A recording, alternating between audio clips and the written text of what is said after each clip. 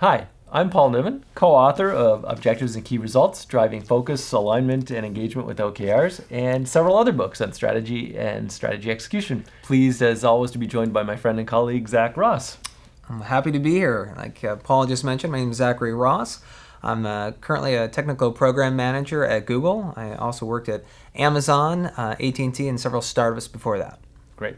So Zach is a guy who knows a thing or two about OKRs, and today what we're going to talk about is why should you as an organization, whether you're a startup, you're a public sector, nonprofit, Fortune 100, why should you implement OKRs? And I know, Zach, one of the questions I get a lot is from people who are interested in the topic is, what is the ROI? What is the return on investment for OKRs? And it's a really challenging question because our OKRs are a relatively new phenomenon, right? That's right. In a previous video, I talked about the fact that we can trace them back to Peter Drucker in 1954, but OKRs, as we know them today, really, they came about, you guys at Google have been using them for a long time, but there was a video by Rick Clow in 2013 that I think sort of brought them into the forefront. And so at this point, there haven't been a lot of empirical studies, have there, about the effectiveness of OKRs? Not yet. Those are going to be coming, I'm sure. I think so too, because another field that I work in is balanced scorecard, and it was a similar sort of trajectory. It took a lot of years before we started seeing actual studies of the empirical evidence of its success, but they did come eventually. So I think until that happens, what we need to look at is just kind of the goal-setting theory in general. And I know if you look at the theory, there's a gentleman named Edwin Locke who has been studying goal-setting for about 40 years. And all of his studies are very conclusive that if you focus on specific, measurable goals that are difficult and challenging, you provide feedback, then it's productive, it's effective. And absolutely. Josh Bersin of Bersin by Deloitte has said that companies that do quarterly goal setting, I think, are 3.5 times more likely to be top performers in their industries. So that's right. Definitely, I think what we're looking at here is more, for now, we're looking at the softer side of the effects of OKRs, but they drive hard results, right? Like, I think... I agree. Well, I think where you may be going with this is also alignment, and what are the benefits of OKRs. And one of them is this alignment of keeping your organization very focused on what it's supposed to be doing from quarter to quarter. And there's an interesting statistic or study that you had in your book about teams. And the fact is that many team members trust other team members. In fact, the study went on to show they did this. They did a survey across a large organization of how much do you trust your team members that you work with versus team members outside of the organization. And it turns out about 84% of team members trusted their other team members, their colleagues on their team, but only trusted 9% of colleagues outside of the team. And why is that important?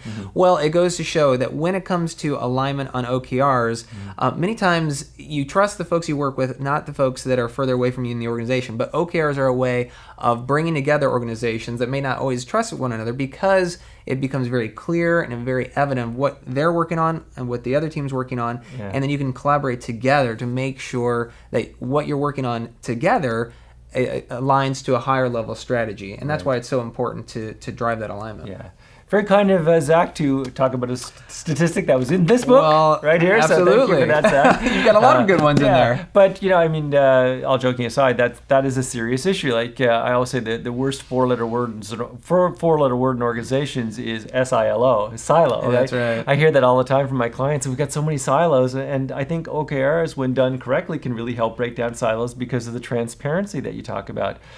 Can you share maybe with us how you, at Google, you can use them to promote transparency? Because I've read that you could look at anyone's OKRs at any time. Is that correct? Well, that's exactly right. It's almost like a radical transparency. And this is how Google does it. But I do think it's a benefit that can go beyond just Google, that, as you say, you can see the OKRs for any team, organization, product area for the company. What is our strategy? What are we doing? Right. And it's amazing with that in mind. You can see, hey, there's another team that's working on something that I'm working on. Maybe we should collaborate together. Because when you do get in silos, all of a sudden you think you're working on something just yourself, and you're not leveraging the capabilities of other teams. So radical transparency, but then also ownership. Who owns the success of this particular initiative. And that's also important, because then you can go to them and rely on them to deliver and say, hey, I depend on you, you depend on me. And once again, integrating your team and your company together rather than these silos that you talked about. That's terrific. And, it brings it back to what we talked about in the previous video of Peter Drucker. That's exactly what he said in 1954. Who can I depend upon? Who depends upon me? And somehow we lost our way, but it's great to see that you're actually doing it. That's right. And I see with other successful organizations I work with, they do this. It's somewhat common sense, but it's very difficult to implement with rigor and discipline, but you've done a terrific job. Well, it's easy to say. Sometimes it is hard to do. Right. Sometimes you're successful and sometimes you're not, but I think the overall goal is for transparency, and OKRs are such a valuable way of doing that, because it makes it very clear what teams are working on, why they're working on it, and how they're going to be assessed against it. Great.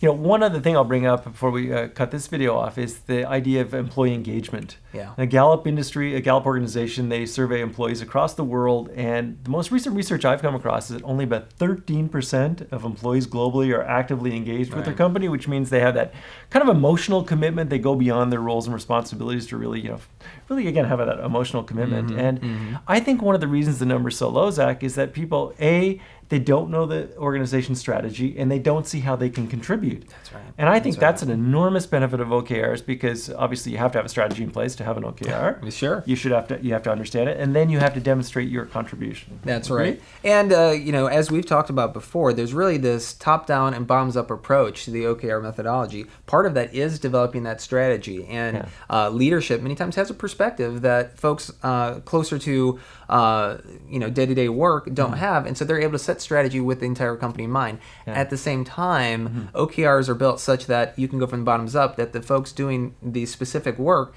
can have ownership of, here's how I think the work that we do or ought to do will bubble up to the overall strategy. So it brings ownership to folks that may be lower down in the classical structure of the company, but at the same time it melds together well with the strategy of the company. So it's this bottoms up and top down that is part of the OKR methodology that I think really works so well. Great. So execution, alignment, transparency, engagement, these are all benefits of OKR. So I'm sure we could list lots of others, but our time's running low here today, so we want to thank you very much for watching. And I hope you enjoyed the video, found it helpful. If you'd like to learn more about OKRs, please visit our website, www.OKRsTraining.com. Thanks for watching. Thanks, Zach. Thank you.